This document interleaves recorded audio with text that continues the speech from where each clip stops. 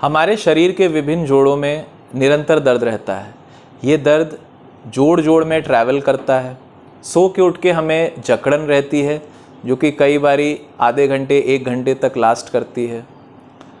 हमसे मुट्ठी बंद करने में बहुत दिक्कत आती है। उंगलियों में सूजन और दर्द रहता है। कई बारी जोड़ों में इतना दर्द होता है कि हम चल भी नहीं पाते हैं। हरारत वाला बुखार बना रहता है। ये सारे सिम्टम्स अंग्रेज़ी गठिया की तरफ पॉइंट आउट करते हैं। मैं डॉक्टर प्रशांत त्रिपाठी प्रयागराज से आज इस वीडियो में हम डिस्कस करेंगे अंग्रेज़ी गठिया या रूमेटॉइड आर्थराइटिस से संबंधित मिथ्याएं क्या क्या है। इसमें जो कॉमन मिथ्याएं हैं, कॉमन मिथ्स हैं, उसमें सबसे पहला जो मिथ आता है वो है रूमेटॉइड आर्थराइटिस क्या है। दोस्तों, रूमेटॉइड आर्थराइटिस एक ऑटो इम्यून बीमारी है। एक ऐसी बीमारी है जिसमें हमारी शरीर की कोशिकाएं हमारी शरीर के अगेंस्ट में ही काम करने लग जाती हैं। नॉर्मली कोई शरीर में बैक्टीरिया या वायरस आता है तो हमारी सेल्स उस वायरस या बैक्टीरिया को अटैक करती हैं, जो कि हमारी रोग प्रतिकारक शक्ति या इस प्रणाली का काम है। लेकिन इस कंडीशन में वो सेल्स हमारी ही सेल्स पे अटैक करना शुरू कर देती हैं, जिसके कारण हमें ये सारे सिम्टम्स देखने को मिलते हैं। तो क्या रूमेटॉइड आर्थराइटिस खाली एक बोन की डिजीज़ है? नहीं दोस्तों, रूमेटॉइड आर्थराइटिस कई बारी सिस्टमिक इन्वॉल्वमेंट के साथ भी आ सकती है। इसलिए हमें प्रॉपर डॉक्टर से कंसल्टेशन लेना चाहिए। सेकंड जो सबसे इम्पॉर्टेंट मिथ है वो है ब्लड टेस्ट का। कई बारी लोग या फिर नॉर्मल जो प्रैक्टिशनर्स होते हैं वो एक RA फैक्टर का टेस्ट कराते हैं। पेशेंट वो टेस्ट कराता है, उसमें पॉजिटिव या नेगेटिव लिखा रहता है या कुछ वैल्यू लिखी रहती है। तो हम वो वैल्यू देख करके कई बारी घबरा जाते हैं कि इतनी ज़्यादा वैल्यू आ गई, हमें बहुत ज़्यादा गठिया हो गया है। या फिर हम कई बारी उस वैल्यू में नेगेटिव देख करके ये सोचते हैं कि हमें आर्थराइटिस नहीं है, नेगेटिव है वो।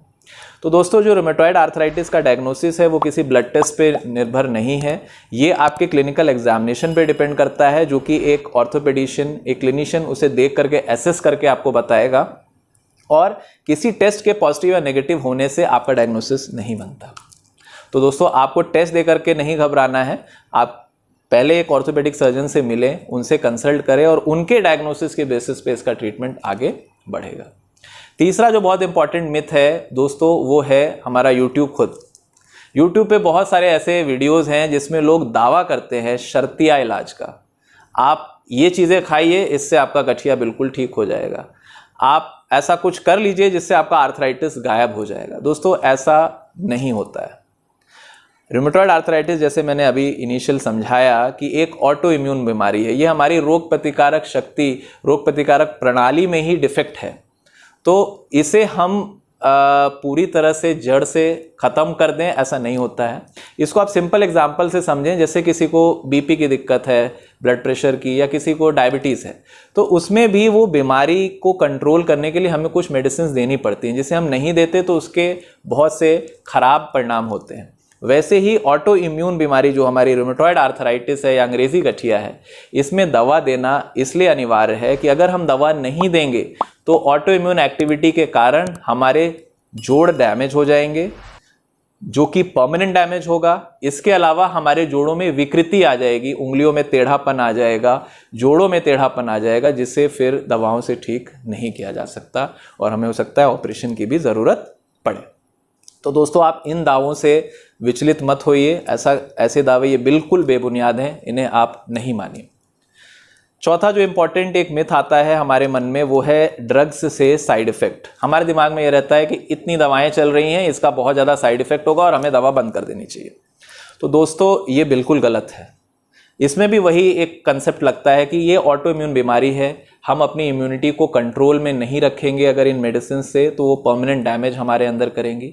और जब ये मेडिसिन चलती हैं तो इनका एक ब्लड टेस्ट वगैरह करा के हम रेगुलरली फॉलोअप लेते हैं। नॉर्मल किसी भी दवा से जैसे साइड इफ़ेक्ट्स होते हैं वैसे इन दवाओं से भी हैं, तो हमें घबराने की ज़रूरत नहीं है। बस हमें डॉक्टर के टच में रेगुलर रहना है। कई बार हम क्या करते हैं, हमें दवा 1 महीने के लिए लिखी गई और हम 6-6 महीने लगातार वो दवा कंज्यूम करते रहते हैं, तो ये गलत है। आप अपने क्लिनिशियन से मिलिए, अपने डोज को एडजस्ट कराइए और उसके हिसाब से आप अपनी दवा चालू रखिए।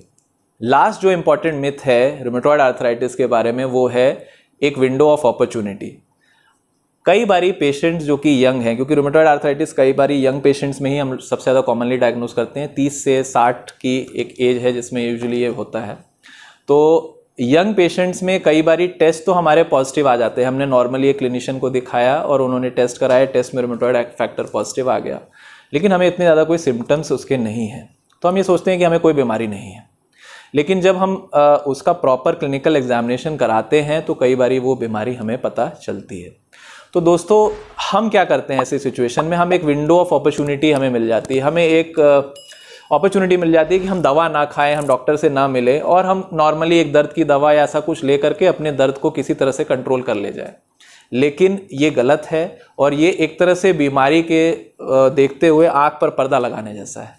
तो ऐसी भी कंडीशन में आपको डॉक्टर से मिलना है और इसे नज़रअंदाज नहीं करना है।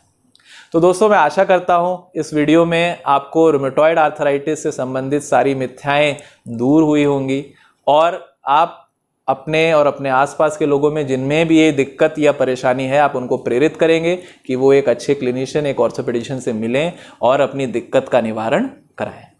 तो मैं विदा लूँगा दोस्तों, आपका धन्यवाद।